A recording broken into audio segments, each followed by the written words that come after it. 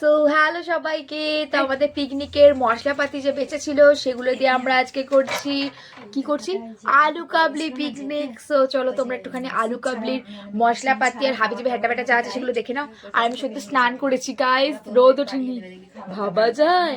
তারপরে দেখাচ্ছি কি কি করছি।